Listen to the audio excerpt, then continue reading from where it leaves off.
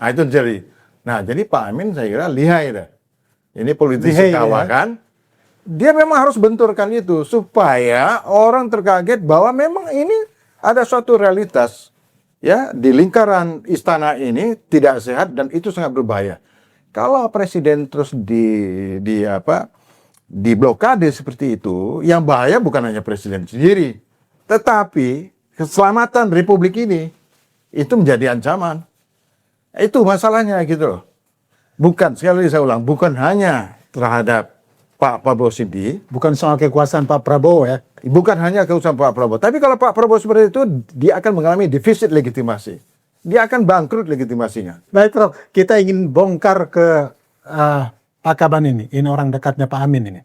Pak Kaban, tadi kan kita sudah bahas bahwa apa yang disampaikan oleh Pak Amin yang membuat mata orang semua terbelalak dan terkaget adalah rumors, adalah desas-desus yang selama ini beredar di publik. Nah, ketika Pak Amin menyampaikan, ini meledak. Padahal jauh sebelumnya menurut pengakuan Sri Bintang Pamungkas, setahun yang lalu ini sudah, apa ini karena Ketua Majelis Suro Partai Umat yang bicara sehingga ini jadi heboh, jadi ribut. Ya, terima kasih Bung Adi. Jadi sebetulnya apa yang menjadi perbincangan publik yang viral terhadap apa yang disampaikan oleh Pak Amin, ya itu kan Pak Amin itu kan boleh dikatakan kawan dekat presiden. Kawan dekat Pak Prabowo ya? Ya, dulu. Ya. Sekarang sedang berjarak maksudnya? Ya paling tidak apa yang disampaikan Pak Amin itu kan karena sayang dengan presiden. Anda tengah menyaksikan Just Talks, Justice Talk Show. Saluran perbincangan seputar isu keadilan politik, hukum, ekonomi, kesehatan, pendidikan, dan budaya. Persembahan dari kanal Jurnal Politik TV. Media merdeka, mencerahkan bangsa.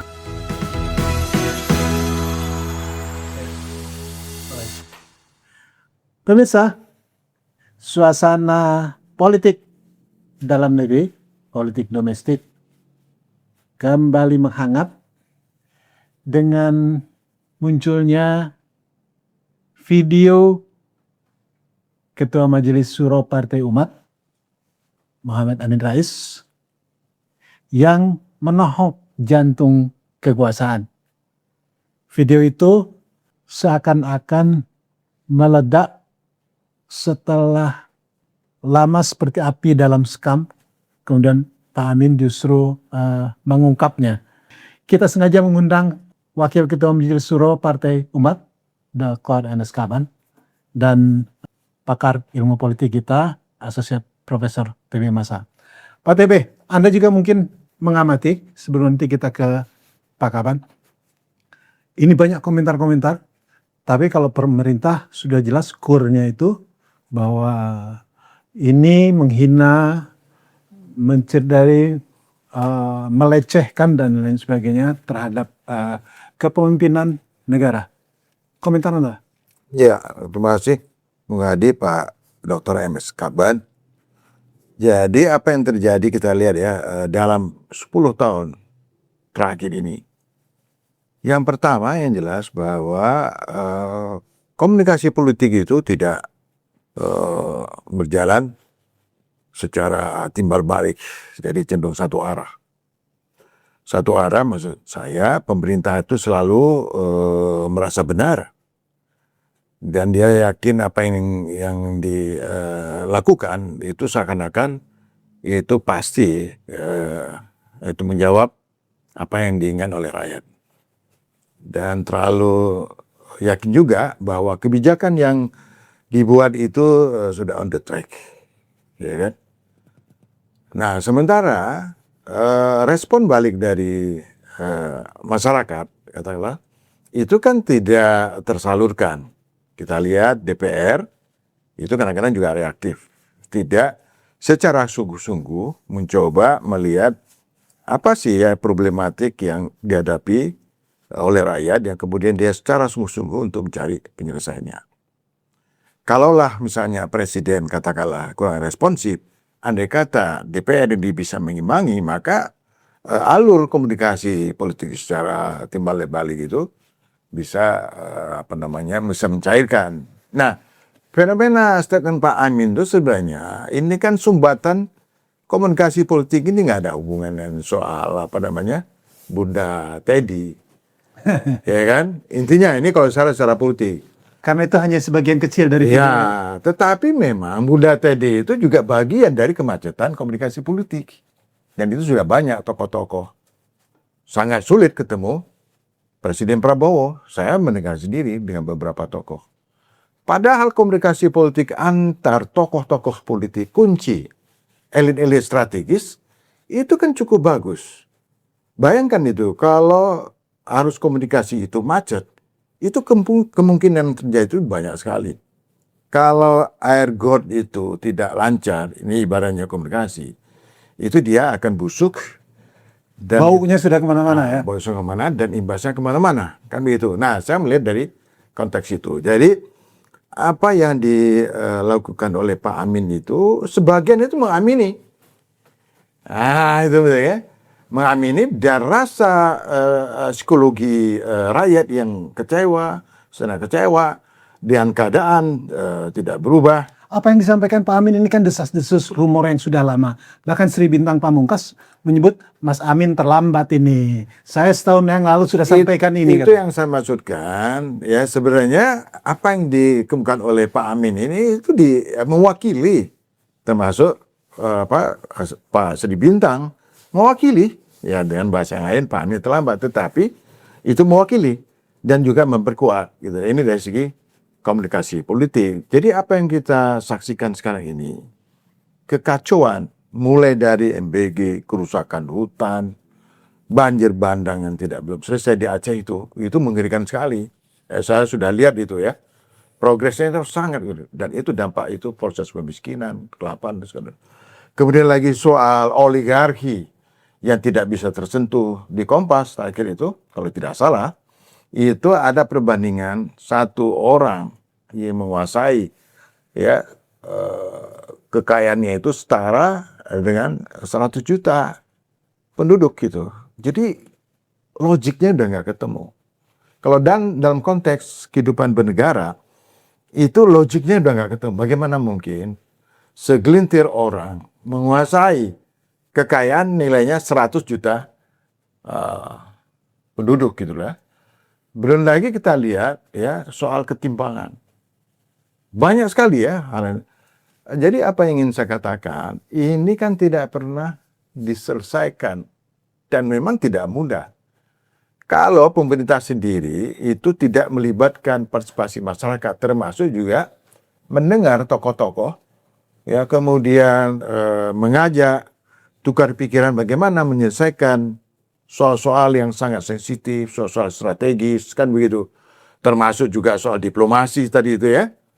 Nah ini kan menjadi akumulasi sehingga rakyat itu atau tokoh-tokoh itu kan merasa bahwa pemerintah ini kok tidak bisa berdialog, diajak dialog. Apa yang dilakukan oleh Prabowo misalnya ya, bertemu dengan guru besar 1.200 itu kan bagus. Tapi setelah pertemuan itu apa? Dan waktu ketemu kan cenderung monolog. Tidak ada dialog. Ini guru besar loh, pasti dia punya banyak catatan. Ya kan? Nah mestinya dari pertemuan itu ada beberapa catatan yang krusial. Itu bisa direspon. Itu contohnya ya. Jadi tinggal ketemu, tetapi why-out-nya tidak ada. Apa yang dipidatukan, sekali lagi, apa yang dipidatukan dengan kenyataan itu bertolak belakang. Kenapa sekali lagi? Karena Pak Prabowo itu, ya kan, itu ada semacam satu rekayasa, quote-unquote. Pak Prabowo itu tidak boleh bisa dijamah, Pak Prabowo itu tidak bisa dikasih input, Pak Prabowo itu tidak bisa untuk diajak diskusi, Pak Prabowo itu tidak diberikan ruang untuk berkomunikasi dengan tokoh-tokoh bangsa. Model sistem politik, model komunikasi, model kepimpinan negara seperti apa Ini kan udah jauh sekali ketinggalan, di mana sekarang dinamika domestik, politik domestik kita dengan geopolitik yang semakin rumit seperti ini, tapi presiden sendiri itu seperti menutup diri, ya, bukan 100% dia, tetapi ini ada satu skenario agenda, kan ada yang mengatakan, ini kan sudah kontrak. Kontraknya nanti di tengah jalan akan di take over oleh Wapres. Itu kan selalu muncul itu. Itu rumorsnya yang beredar. Rumor tadi kan. Ini jadi ada yang mengatakan tidak sampai, Prabowo itu tidak sampai. Kemudian Prabowo nggak bisa apa-apa karena sudah kontrak. Lalu orang mengatakan, ini 11-12 ini. Jangan harap ada perubahan. Ini hampir 2 tahun. Kemarin ada reshuffle bagus. Tapi kita lihat reshuffle itu kan juga tidak mayor, sangat minoritas. Padahal kita lihat selalu publik mengatakan ini sebagian menteri titipan masa lalu itu sebenarnya menjadi beban politik. Tetapi karena tidak ada check and balances, komunikasi dua arah itu, maka langkah-langkah presiden itu tidak memberikan satu tanda-tanda ada perubahan. Sementara dia pidato tak perubahan gitu loh. Jadi selalu dalam pemahaman yang sangat antagonis gitu. Ada rumor Letkol Teddy, seskap kita sekarang ini, titipannya Pak Jokowi. Anda percaya rumor itu? Iya, bisa saja orang mengambil kesimpulan itu. Orang bisa menginterpretasi. Itu bagian dari political game. Permainan politik, bagaimana mengisolasi ya dalam kepentingan untuk suksesi, dalam rangka mengamankan ini tidak akan ada perubahan. Karena kalau ada input masuk, ya kan, masukan-masukan dari Toto, pasti akan ada dampak pada perubahan langkah-langkah atau kebijakan presiden yang membahayakan penguasa masa lalu, termasuk juga terhadap kebijakan-kebijakan yang sebenarnya itu syarat ya, apakah pelanggaran hukum, korupsi segala macam. Nah, jadi ini kondisi status quo yang diciptakan sangat rapi, komunikasi dari jurnal tidak tembus. Nah, itu jadi. Nah, jadi Pak Amin saya kira lihai dah. Ini politisi kawakan. Dia memang harus benturkan itu supaya orang terkaget bahwa memang ini ada suatu realitas ya di lingkaran istana ini tidak sehat dan itu sangat berbahaya. Kalau presiden terus di blokade seperti itu, yang bahaya bukan hanya presiden sendiri, tetapi keselamatan republik ini itu menjadi ancaman. Itu masalahnya gitu loh. Bukan, sekali lagi saya ulang, bukan hanya terhadap Pak Prabowo sendiri. Bukan soal kekuasaan Pak Prabowo ya. Bukan hanya kekuasaan Pak Prabowo. Tapi kalau Pak Prabowo seperti itu, dia akan mengalami defisit legitimasi. Dia akan bangkrut legitimasinya. Artinya apa? Rakyat tidak akan percaya. Nah itu ya. Nah yang lebih fatal lagi bahwa negara ini berada dalam suatu jebakan yang tidak ada jalan keluar. Langkah-langkah yang dibuat oleh Pak Prabowo tidak bisa menembus, tidak jalan. Hukumnya tumpul, ya kan? Tajam ke bawah tapi tumpul ke atas. Itu sudah fakta sehari-hari. Bagaimana? Apa bisa itu dibongkar? Tidak bisa, Bung Hadi. Baik, Prof. Kita ingin bongkar ke Pak Kaban ini. Ini orang dekatnya Pak Amin ini. Pak Kaban, tadi kan kita sudah bahas bahwa apa yang disampaikan oleh Pak Amin yang membuat mata orang semua terbelalak dan terkaget adalah rumors, adalah desas-desus yang selama ini beredar di publik. Nah, ketika Pak Amin menyampaikan, ini meledak.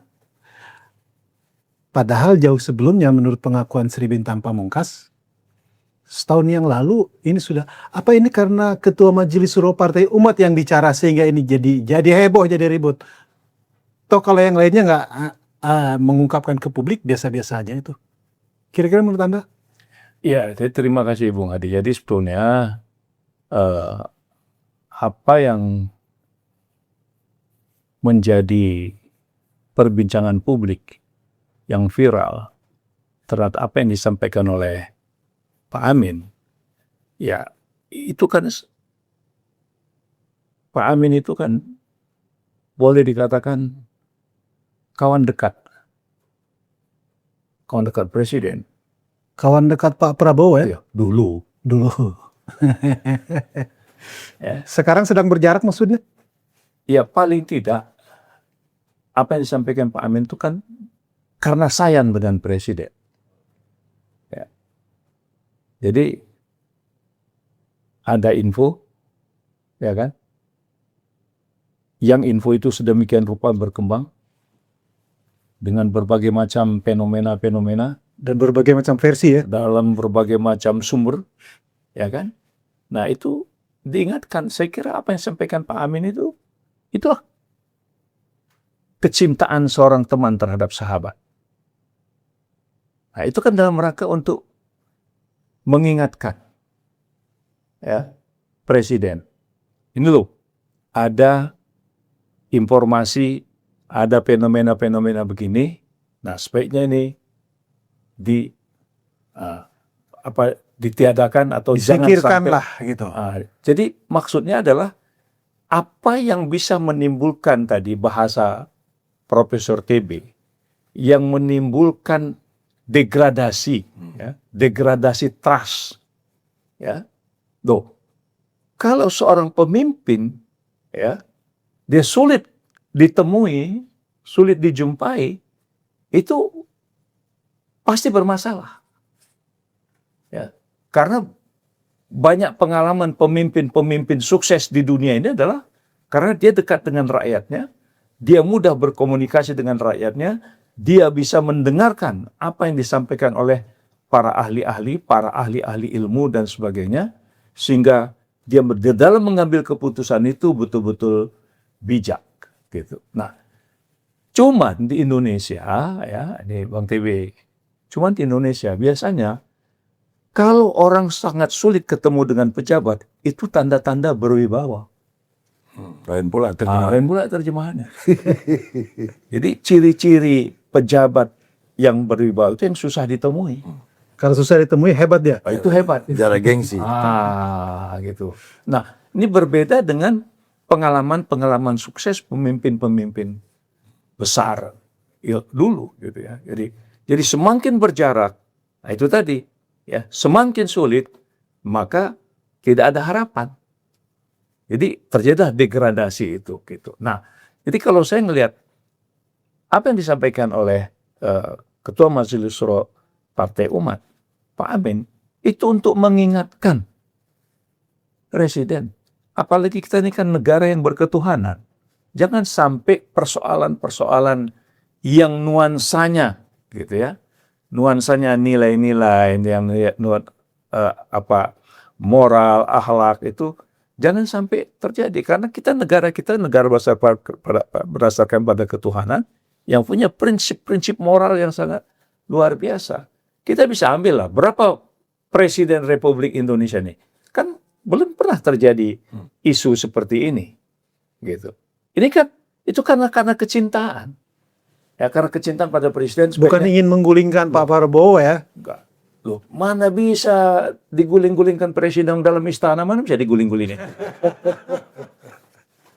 Ya, enggak, itu bahasa yang enggak pas. Itu artinya ini kecintaan terhadap bangsa, kecintaan kepada presiden, agar presiden ini dia betul-betul menjadi pemimpin yang senantiasa bisa menangkap aspirasi masyarakat. Walaupun itu bahasa-bahasa yang katakanlah tidak enak didengar, tidak enak di telinga dan bisa menimbulkan masalah, tapi itu pemimpin.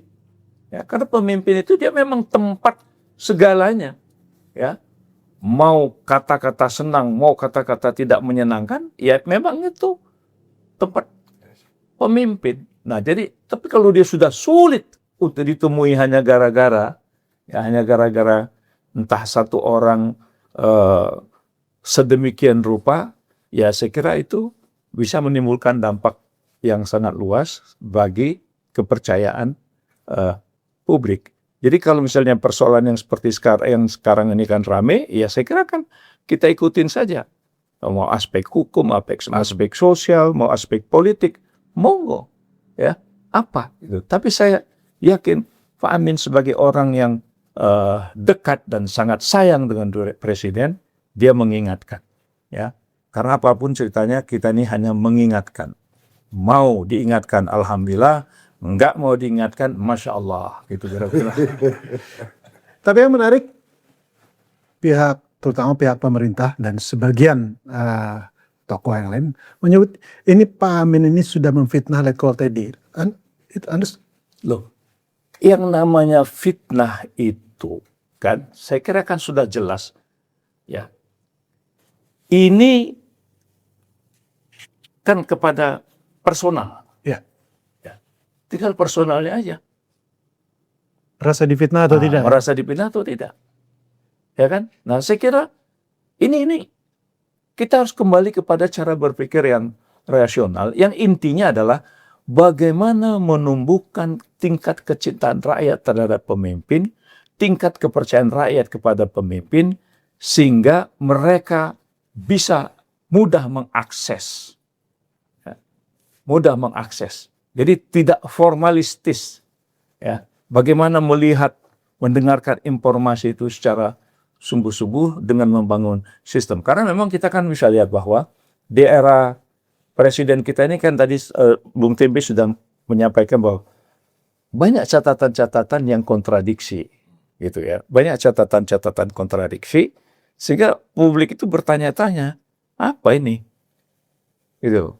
Nah, contoh yang paling dekat misalnya masalah rangkap-rangkap jabatan. Ya. Jadi pejabat-pejabat publik yang kemudian mereka juga mendapat jabatan-jabatan lain, itu kan jelas melanggar undang-undang. Bagaimana mau tegak undang-undang dengan baik kalau dalam kebijakannya melakukan pelanggaran yang signifikan? Gitu loh. Tentang pejabat-pejabat. Nah ini, lalu kemudian ketika ada orang ingin menyampaikan aspirasi langsung pada presiden, katakanlah para ahli, para tokoh cendekiawan, lalu dipersulit, dihalang-halangin, ya juga orang bilang, apa ini? Masa kita bernegara begini? Gitu. Jadi saya kira kalau saya tetap melihat dari sisi apa? Dari segi menjaga kecintaan kita semuanya lah gitu ya. Jadi pada Teddy kan nggak selamanya juga, ya kan? Kan nggak selamanya juga. Karena Teddy secara personal itu kan mendapat sorotan, ya, mendapat sorotan publik. Katakanlah dari segi usia dia, ya, lama dia aktif di militer, ada undang-undang yang berhubungan dengan TNI dan masalah karir jabatan dan sebagainya. Nah itu kan menimbulkan kontradiksi. Dan kan nggak selamanya dia jadi orang dekat presiden, ya kan? Suatu saat toh jabatan itu akan meninggalkan dia. Jadi hari ini dengan jabatan itu seakan-akan semua melalui dia. Tapi ingat, jangan lupa, jabatan itu satu saat akan meninggalkan dia. Gitu loh. Nah, jadi kalau jabatan itu meninggalkan dia kan kembali seperti orang biasa. Berapa banyak senior-senior yang dia langkahi. Ya, berapa banyak orang-orang yang merasa tersakiti. Nah, jadi ini kan harus diingat. Ya. Nah, oleh karena itu lebih bagus kita kembali kepada rel kita bernegara, bagaimana sistem itu difungsikan dengan baik, sehingga semua aspirasi-aspirasi masyarakat bisa diadop, ya, bisa diterima, bisa didengar, dan kemudian kalau berhubungan dengan apa yang disampaikan oleh Pak Amin Rais, kalau saya melihatnya positif, bahwasanya ini demi kebaikan presiden. Pak Koman, baru saja pekan lalu Partai Umat menggelar Musyawarah Nasional Munas Partai Umat di Yogyakarta. Apa isu ini juga dibicarakan atau apa reaksi keluarga besar Partai Umat?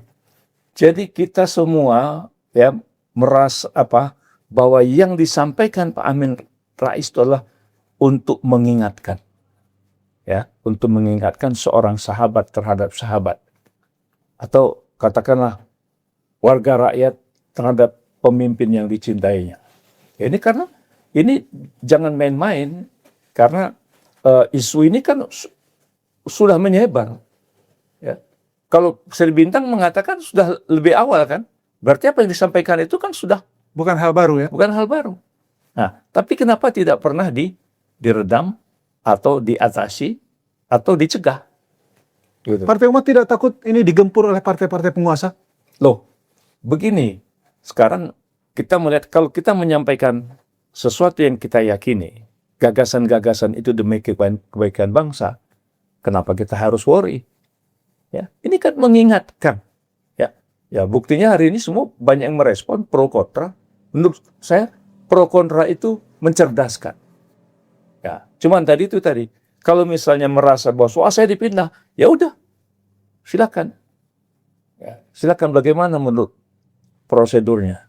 Gitu. Nah, yang jelas keputusan MK sudah jelas kan, yang namanya pejabat tuh nggak bisa. Ya, karena pejabat itu memang tempat dia dikritik, ya, tempat dia dihujat, ya, tempat dia untuk dicerca itu memang itulah resiko sebagai seorang pejabat publik. Partai Umat nggak khawatir itu ya? Kenapa? Partai Umat tidak khawatir itu. Kita khawatir jika apa yang disampaikan Pak Amin itu tidak didengarkan dan berbahaya untuk bangsa ini. Gitu. Prof, secara politik ini menarik pernyataan Pak Kaban. Khawatir kalau ini justru tak didengar gitu, ya kan? Khawatir untuk negeri ini. Secara politik strategis enggak? Apa yang disampaikan oleh Pak Amin ini? Pak Amin kan sudah pasti menghitung, mengkalkulasi. Kita percaya Pak Amin punya segudang pengalaman ya. Iya, strategis itu dilihat dari mana? Strategis itu bisa dilihat dari impact. Jadi aneh. Banyak partai Indonesia itu hanya diam 1000 bahasa. Tidak pernah menyampaikan kritik-kritik. Semua mengambil zona aman. Membiarkan. Tidak hanya soal yang diangkat oleh Pak Amin, juga ya saya tadi sudah kemukakan, juga soal-soal lain. Nah, jadi apa yang dilakukan oleh Pak Amin, itu selayaknya sebagai tokoh kunci partai politik, ya, partai umat, untuk memberikan kontribusi pada, ada kontrol. Presiden negara ini mesti dikontrol, supaya dia tidak melenceng kemana-mana. Mereka menyebut Partai Umat sedang menjalankan fungsi kontrol. Oh, sudah ada pada tracknya. Itu salah satu ciri-ciri partai yang sehat. Kalau partai itu hanya hadir 5 tahun, selama 5 tahun diam aja. Boleh banyak anggota, boleh banyak anggota, tapi fungsi kontrol itu tidak pernah dilakukan. Itu bukan partai politik. Kendati pun banyak kursinya di parlemen. Oh iya, itu bukan lagi partai politik. Mungkin juga ini semacam dia sudah seperti model korporasi. Jadi ini udah perusahaan, bukan lagi partai. Jadi tetap penguasa itu adalah oligarki yang tidak pernah menyuarakan kepentingan rakyat. Kenapa? Kedaulatan rakyat itu sudah dibeli, ya kan? Jadi nggak ada hubungannya untuk memperjuangkan kepentingan rakyat, ya, sampai titik darah penghabisan. Kira-kira seperti itu. Nah, dalam konteks ini saya kira apa yang dilakukan oleh Pak Amin sekali lagi, ya, itulah sebenarnya fungsi partai gitu loh. Walaupun belum masuk ke menjadi peserta pemilu, ya. Nah, sekarang justru kesempatan untuk membuka mata publik, mata rakyat. Pilihlah partai politik yang betul-betul menjaga amanah. Isu video Pak Amin yang notabene ketua majelis suro ini akan punya efek elektoral nggak? Efek apa elektoral? Keterpilihan dan lain sebagainya? Oh, ke depan? pasti ada efek. Tergantung rakyatnya menangkap seperti apa. Kalau ini sebagai catatan kritis, mestinya kalau pemilih kritis dia akan dukung. Kalau pemilih kritis gitu ya. Tapi kalau tidak, ya ini dianggap cuma sensasi. Padahal apa yang diingatkan oleh Pak Amin ini adalah satu masalah, ya, sendi di dalam kehidupan bernegara dan pemerintahan yang sangat fundamental. Kalau lembaga kepresidenan atau presiden sudah tidak lagi menjalankan fungsi sebagai mestinya, ini kan sangat berbahaya. Karena begini Bung Hadi, dalam teori politik itu ada yang namanya penguasa boneka, pemerintahan boneka. Jadi ada wire puller, itu ada yang mengendalikan di luar presiden itu. Jadi presiden itu cenderung dibuat seperti boneka. Nah, saya nggak tahu apa yang terjadi dalam 10 tahun terakhir ini. Apakah kita memiliki atau setting, ya, presiden layaknya seperti boneka, gitu, hebat, ya, belusukan hebat segala macam. Tetapi semua policy yang dibuat itu tidak ada hubungannya dengan kepentingan rakyat, ya. Kalau dilihat belusukan, tapi numpuk utang terus. Sekarang baru hutang, ya, dulu Pak Jokowi itu, sekarang kan babak belur itu, tutup hutang itu. Itu karena dulu kan media itu membangun opini, citra seakan-akan tuh presiden itu hebat, tapi sebenarnya dia tidak powerful di dalam menuntut itu. Ini sudah ada yang ngatur di belakangnya, gitu. Jadi presiden itu disitir aja.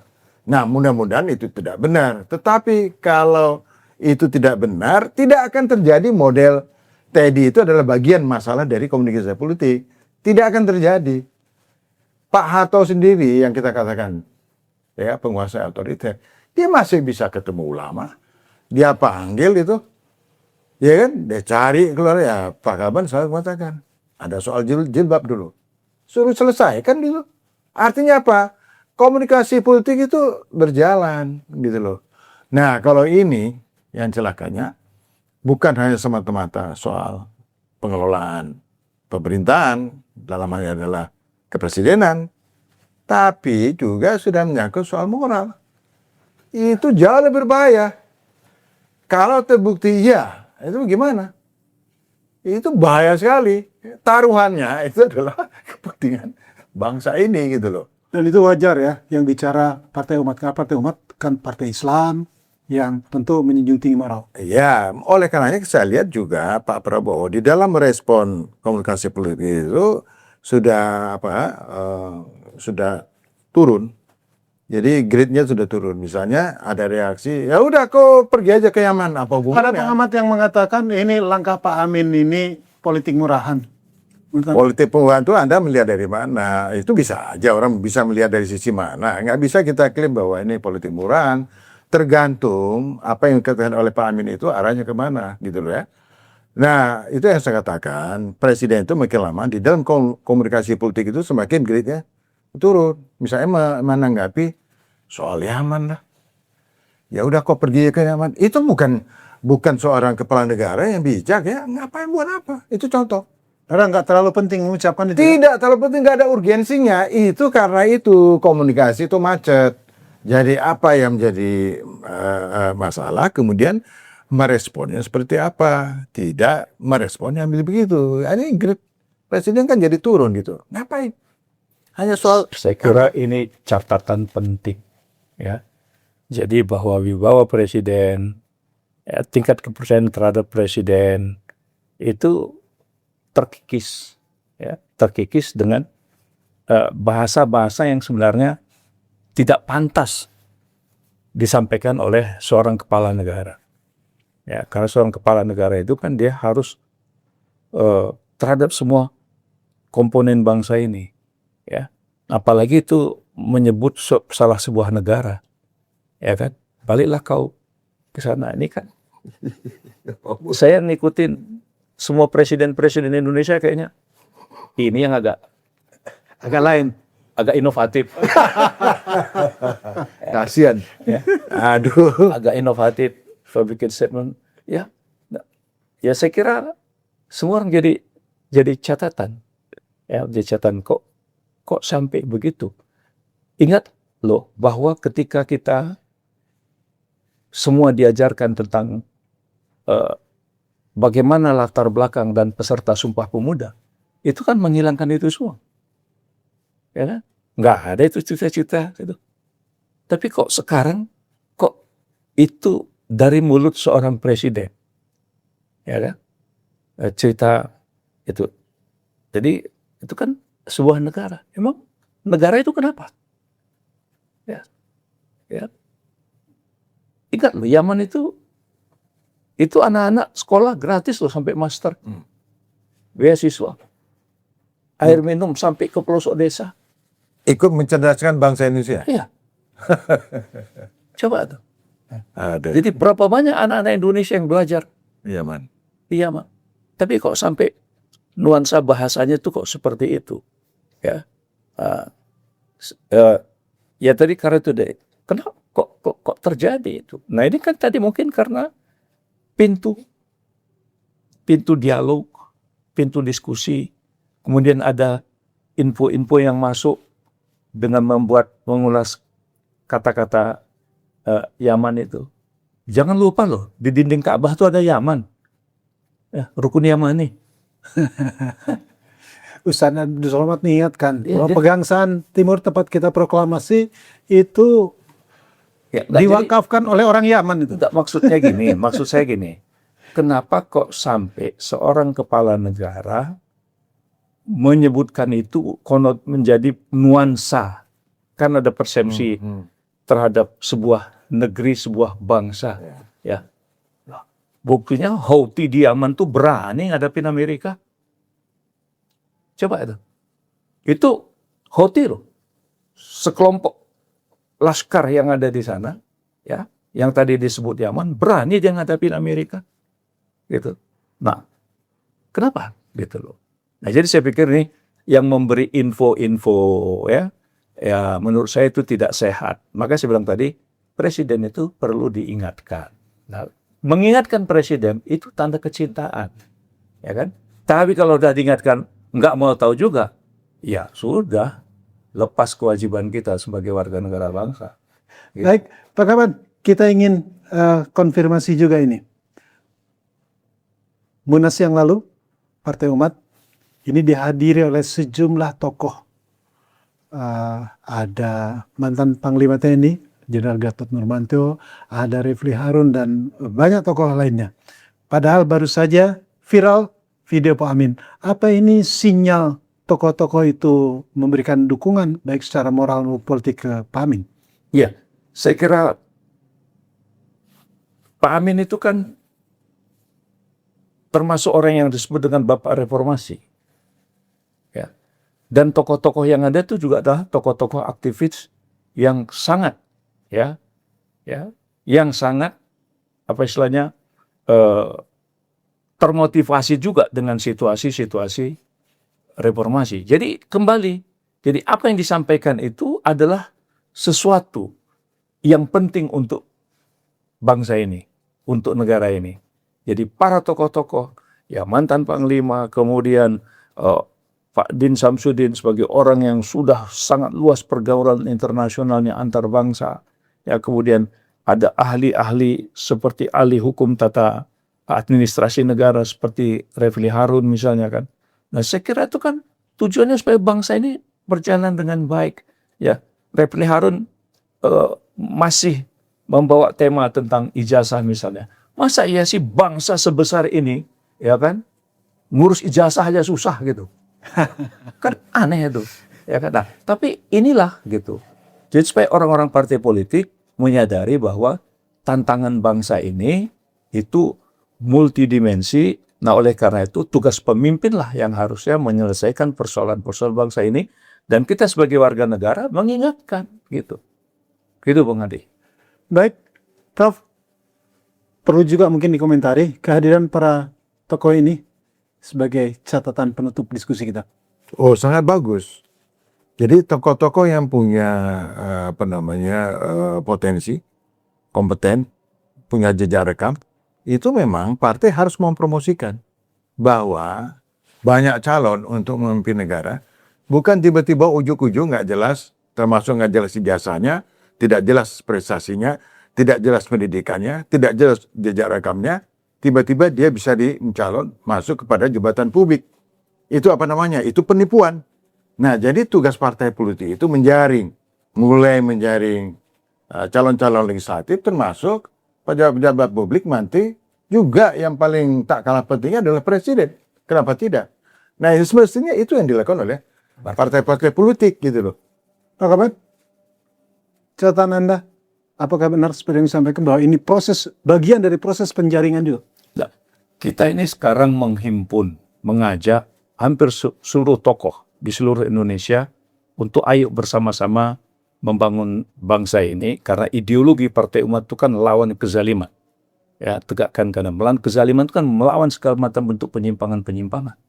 Jadi saya kira penyimpangan-penyimpangan itu diingatkan, dilawan adalah supaya kita lurus. Ya, supaya kita lurus menegakkan apa yang menjadi amanat konstitusi kita bernegara dan berbangsa, gitu ya. Jadi itu yang harus kita jaga. Jangan sampai seorang pejabat dia bersumpah atas nama Tuhan, tapi untuk melaksanakan konstitusi, tapi kemudian setelah dia mengisi jabatan itu justru dia porak-porandakan sistem undang-undang itu. Baik, terima kasih Pak Kaban, Prof. TB. Pemirsa, nantikan telah menarik lainnya seputar perkembangan politik di tanah air hanya di Jurnal Politik TV, media merdeka mencerahkan bangsa. Billahi taufiq wal hidayah. Wassalamualaikum warahmatullahi wabarakatuh. Merdeka! Allahu Merdeka, Akbar. Allahu Akbar.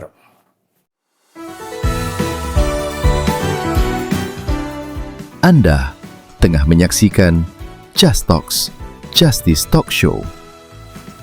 Saluran perbincangan seputar isu keadilan politik, hukum, ekonomi, kesehatan, pendidikan, dan budaya. Persembahan dari kanal Jurnal Politik TV. Media merdeka mencerahkan bangsa.